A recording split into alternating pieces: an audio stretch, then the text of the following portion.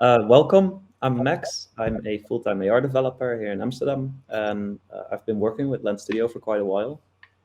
Awesome. Hey, I'm Sallia. I'm a 3D generalist. I also build VFX in Lens Studio. And we both actually coincidentally have a history in visual effects for film and television, so we thought it would be really cool to um, dive into the VFX editor today and show you guys how that works. Yeah. So today, what you're going to see is Max is going to start off by building a very basic VFX asset, and then I'm going to go in and take that VFX asset and make it a little bit more, make it a little bit more scene or lens ready. And we hope you enjoy the demo.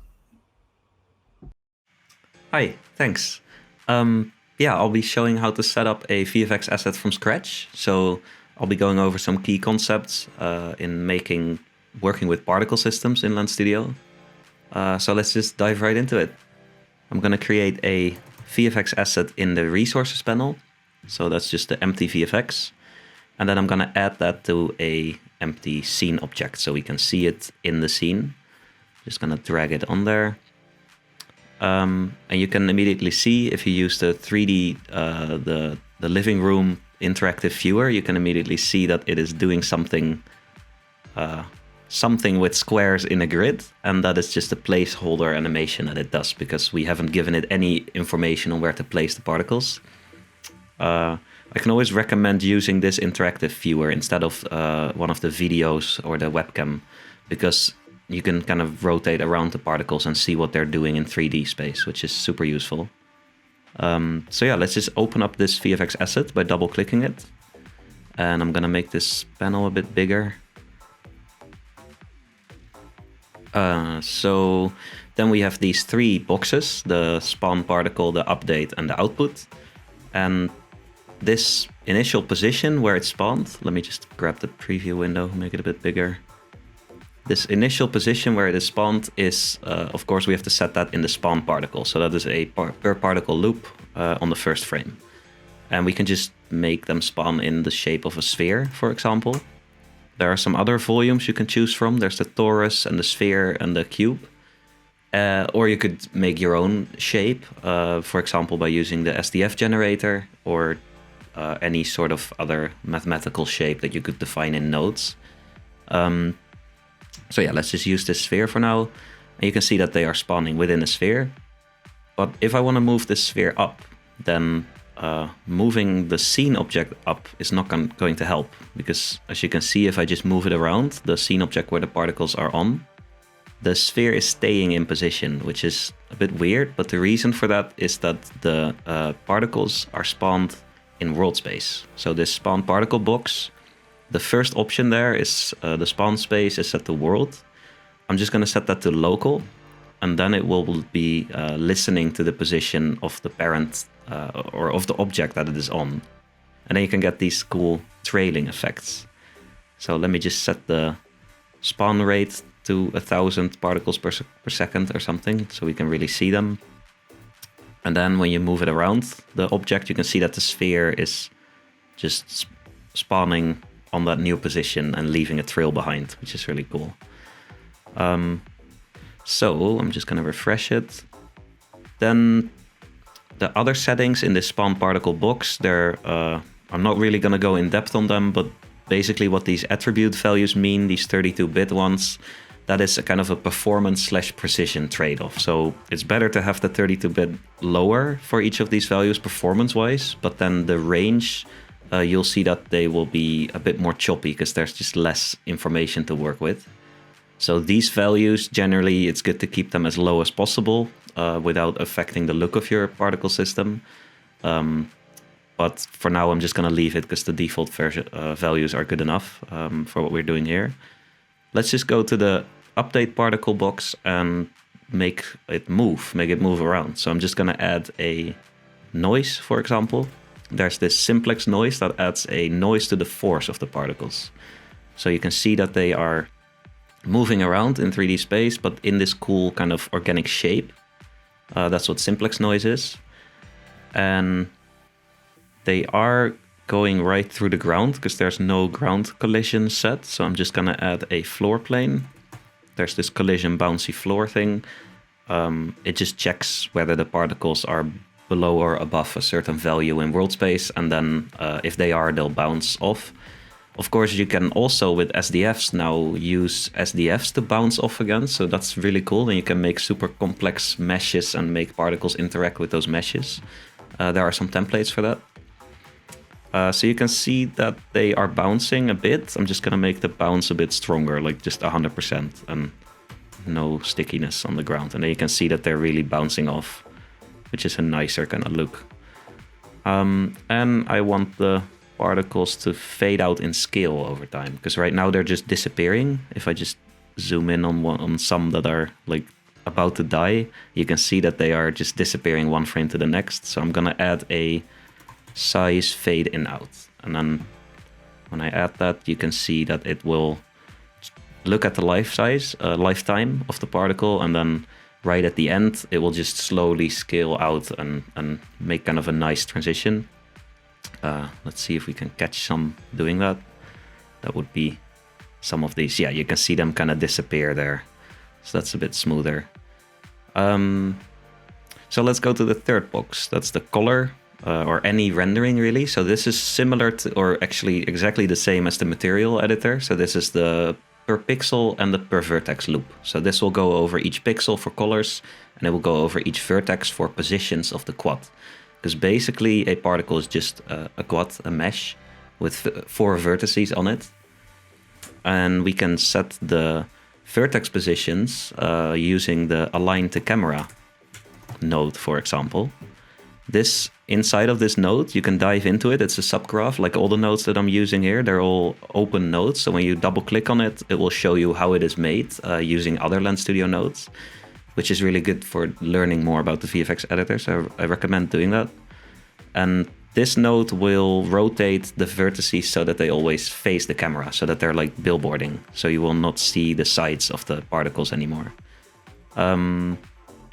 And then we can make the squares into circles, for example, to kind of show transparency, how that works. So I'm just going to add a color, pixel color node, and add a circle, UV circle. So that this will just draw a circle on the UVs. And you can see that that works, but of course it's not doing what we want. It's not making it transparent. To make it transparent, we would have to also give it a color, because this would only be the alpha of the circle. I'm going to make it a bit sharper. So let's pick a color. I think we could get the normalized lifetime of the particles as the color. That would be an interesting one to visualize.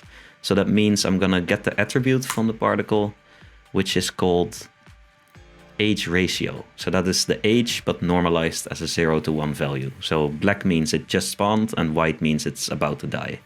And then when I put that in a construct vector node as the RGB value, and then put the UV circle in as the alpha value, then you can see that when I plug it into the color, it will show as black on the start, and then they will go brighter over time, which is kind of a cool...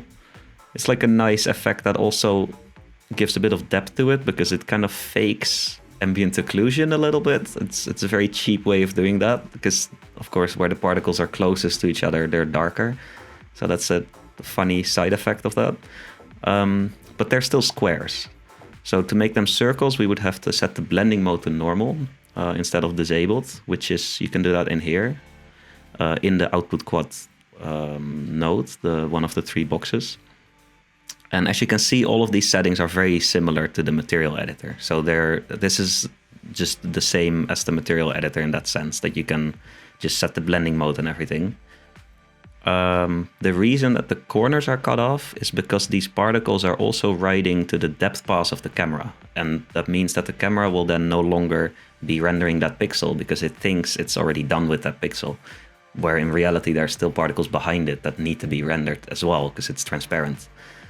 So I'm just going to disable depth right.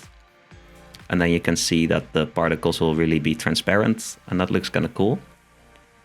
And then there's one last thing I want to show, and that is custom attributes, or just any attributes on particles. So say we would want to give a random color to this particle. So each particle has its own unique color. The best way to do that would be to set that color on start when the particle is spawned. So I'm going to go back up to that first box, and I'm going to set an attribute, modify attribute, and it is already set the color, but you can pick any color, any attribute you like the position, the velocity. If you set the velocity, for example, then the particle would already move on start, even if there's nothing in the update, because it has that velocity in it. But I'm going to set the color right now, and I'm going to set it to a particle random value. So I'm just going to set this to 3-dimensional, red, green, and blue, and plug that into the color. So now on start, it will get this little bit of information. An attribute is basically just information that the particle has, and it's not doing anything with it. It's just stored. So I'm going to at the end, when it's rendering the particle, I'm going to get that information with getting a get attribute node, and then retrieve the color again. So that is this one. And let's just multiply that with the age ratio so that they are still darker when they are just spawned and then brighter at the end, but they're not white or gray anymore. They're just like random colors that they got on spawn. So I'm going to multiply those two and plug that into the construct vector. And then you can see that it's like this cool confetti kind of particles that still are darker on the inside.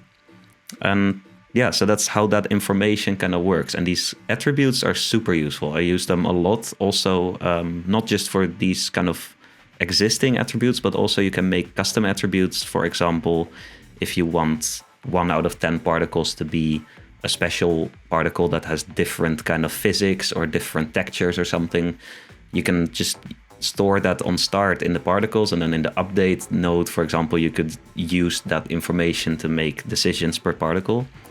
So that's super useful to make use of. And that's kind of it for now.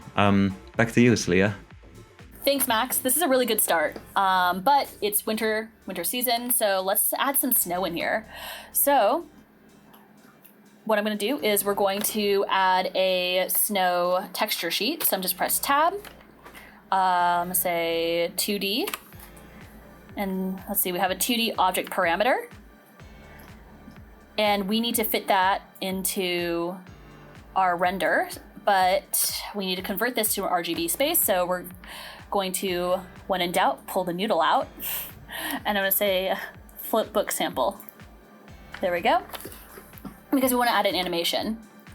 So I'm just going to plug this into here, and it's going to go a little crazy because we don't have a texture in here, but it looks like actually auto-populated. So here, I'm going to right click. So here we already have a texture sheet. So I'm going to define that here. So we have 4 columns and 2 rows. And you're not going to see anything because we need to set our UV coordinates to, set our UV coordinates. Maximum amount of frames is 8. And it's going a little fast, so let's set this to 4 frames a second. There we go. And I'm just going to move all of this out of the way. There we go. Awesome. Yeah. So this is looking pretty good so far, but I don't like the uniformity. I don't like that it's all like transforming at once. So what we're going to do is we're going to randomize this by the particle index. So we're going to grab this attribute, get attribute. Now, what I mean by particle index is when a particle spawns, it has a certain index to it. So the first particle will be particle 1, the second will be particle 2, so on and so forth. For example, the 30th particle that spawns will be particle 30. So we're just gonna, by particle index, we're just gonna offset that. There we go, offset frames. There we go, so now we introduce a little bit of randomness here. It's looking pretty good, but something about the snow. Snow falls. It doesn't really do whatever it's doing there. So let's add some gravity. We're going to go to update particle. In our update loop, we're going to add, just type in gravity, add force gravity, and it's just going to start spilling. That's a lot. All right. So this is a little crazy. So let's just reduce this. Let's say 0.01. There we go.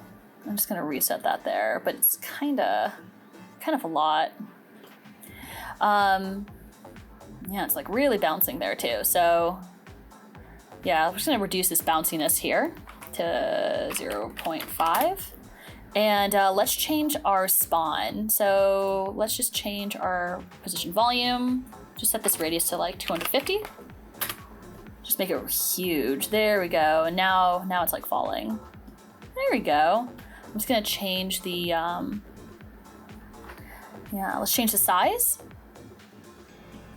Our particle size, so let's go to our spawn loop and we'll change the spawn rate to, let's say, like 100. And our spawn size is kind of small, so we'll start at like, well, let's start like 5 and make it go to like 15. There we go. You can look around. There we go. That's looking pretty good. All right, but we should probably add some color to this. So the way we're gonna do that is we're gonna go to our update space, or our update loop. And let's add color. So I'm just gonna type in color and see what we get. So we have, ooh, let's do set color by age. Oh, set color ramp texture by age. I like this. Let's do that. And now it's probably gonna ask for a ramp texture. So let's go for 2D, object parameter. And we just plug that in. Whoops. And then let's change the name of this, ramp. Now, usually this will auto-populate, but it didn't here, and that's okay. So I actually have some textures here that came with the asset library. I'm just gonna do iridescence combined and see what happens. Nothing happens, and here's why. Right now, our render is being overwritten by these nodes here. So nothing's going to change here. So what I can do is I can grab the alpha channel and plug it in with the color data from our update loop. So let's do that. So I'm gonna add get attribute, which will be the particle's texture or the particle's color. Color. There we go. And then we're gonna add a swizzle to grab the alpha channel from here. And we're just gonna set this to W to grab its alpha. We're gonna make a construct vector to combine it all together. There we go. So we have 3 inputs in our first dimension, and then the last will be our alpha. And we're just going to plug that in. And now we have this nice rainbow snow. So this is like nice, but snow isn't usually rainbow. So we're gonna do a different method here. So I'm just gonna grab all of this. Another thing we can do is we can add, let's do a set color by age. So I'm just gonna turn this off, just disable this. And right now the snow should be turning black to red. But I'm just gonna organize this a little bit, the best I can. There we go. We could just do something like this. Say we could start with white and maybe have it go to like a cyan. There we go. But we can also set our end color to a ramp gradient. So the way we can do that is we already have our texture object parameter. Let's convert this to ramp. Oh, oops, let's do ramp, color ramp sample. There we go. Now we can plug that in. Plug this into here to our end color. Now it's not going to work because we need to define a coordinate. So what we can do is we can get an attribute, particle attribute, and let's do age. So we have age ratio. What we'll do is it'll take the age of the particle and set it on a scale in proportionate to a scale of 0 to 1. So I'm going to plug that in. No, well, first I'm going to set this here. Now I'm going to plug this in. There we go. And now you should see a slight color change. Looking pretty good. And as a quick bonus, because we have an alpha channel, we can set this blend mode to screen for a truly Christmas effect. There we go. Looking pretty good.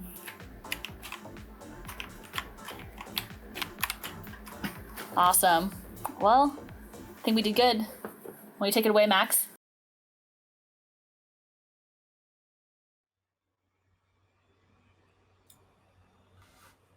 Hi, welcome back. Thank you, thank you. Yes, hot dogs. Hot dog ghosts, yeah. All right. So I know we got some questions. We were answering some questions in the chat. Does anybody have any questions for us? Yeah, any questions about the VFX editor works. We're here for 8 more minutes. Yeah, well, you got us for 8 minutes. Any questions? Any like struggles that you have with the VFX editor sometimes, or something that you would like to try or something? Yeah. What do you think you guys are going to make with the VFX editor?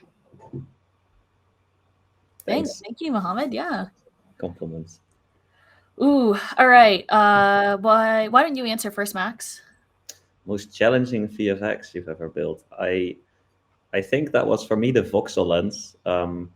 Let me see if I can quickly grab a link for it. It was like a lens that does voxels of your environment.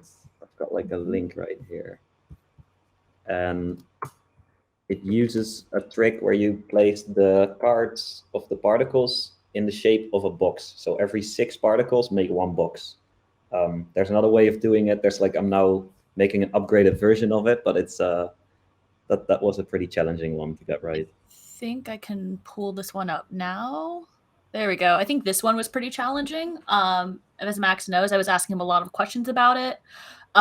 This one, if you think of, Max mentioned in the chat, if you think of particles as quads, you can do pretty cool things. This one has 2 quads that are both, the rotation is flapping. This one particular, the challenge was getting that double, as you see with my hands, and getting that rotation correct. So when they spawn, they rotate at 90 degrees.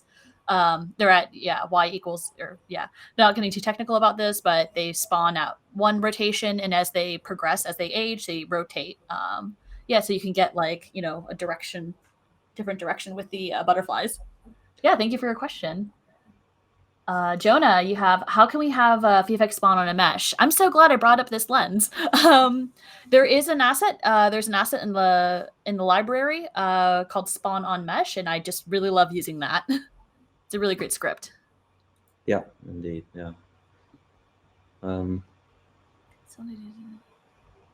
Yeah, dual particles. Yeah, I think in general with the VFX assets, it's super good to kind of look into how rotations work, because that is going to come back a lot if you want to do just a bit more 3D stuff, a bit more where it's indeed like 2 planes making a butterfly or something like that. Then rotation is going to be really important. So definitely check out like the subgraphs that Snapchat already put in there. The Lens Studio already has some subgraphs for rotation that make it easier. Yeah, so the way I learned the VFX editor is I just made really, really bad effects, and then I started putting different notes together and made slightly better effects. So a lot of it, yes, a lot of it is, some of it's trial and error. Some of it is, I have prior, there's some prior math knowledge that really helps. But yeah, a lot of it is just plug and play and see what happens. Yeah. Any other questions? Max and I are open books. You can ask us anything. You can ask us what we had for breakfast. Is there anything we wish it has that it doesn't have right now? I think that goes back to that question, a bit like the question that was asked earlier about spawning 3D objects as particles. That's a good question. Like, that would be fun. I get from a performance standpoint that is currently not possible, but that would be a fun thing if you could actually use a 3D mesh instead of a quad and use that as a particle. I think that would be really interesting. Yeah. How much time do we have? Yeah. What all the features I want. I think. Yeah, I think yeah, I'm with Max on this, like 3D spawn. I think some avenues for procedural animation for texture cards. So for example, right now you have to upload a flipbook to, for example, you want to do something like lightning. The avenue is you would have to upload like a flipbook of lightning, and that can be very memory intensive. So I think what would be really cool is that we had procedural ways of generating like maybe like, hey, let's have a UV that slides down, and then you can distort that, and you can yeah. So hopefully that makes sense. We could talk. Yeah. Well, you know where to find me. I have my username up. So Some additional learning resources that we recommend. I sometimes find myself looking at Unity tutorials because that is actually getting very similar in a lot of ways. I think Unity tutorials are really good too, because they also have a VFX editor, which is, yeah, it's very similar. It's super interesting to watch like other game engines, how they solve problems. And in the end, it's still the same kind of solutions that you have to do. It's just in a different software. yeah. So I'm with Max on this Unity tutorials, and actually that's why I brought a procedural animation, because in Unity you can do procedural moving UVs down and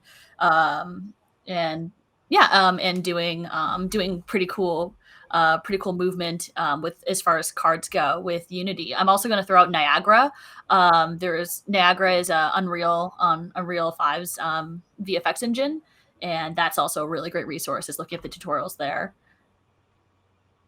Yeah, drawing with math. Yeah, a lot of it's figuring out the way cards move in space, and that can get very math intensive. But yeah, hey, you don't need it. Sometimes you can just plug and play. My biggest way of learning the VFX editor is just throwing everything in and see what it does. Just trying out stuff, not really with a purpose, and just experimenting, and then see that one node does a very specific thing that might be difficult to figure out yourself. And then you just remember what every node does over time, and after a while you can combine stuff and make it bigger. I'm gonna make this we'll make this last question for custom scripts. I think currently I haven't encountered that adding a custom script to the VFX editor. But Max, can you talk on that? I think we need to wrap up, but I have custom scripts. Oh, sorry. Can we plug in custom scripts to the VFX editor? Yeah, currently I would say no. No, but you can, of course, control VFX editor with scripts. But yeah. Well, that's all the time we have today. Thank you so much for watching. It was really fun. And yeah, reach out to us if you have any other questions. Yeah, thank you all for joining us. This is my personal favorite feature in Lens Studio. I think it's one of the most powerful features in Lens Studio. No other mobile engine has this feature. So thank you all so much for joining us. Have a great Lens Fest.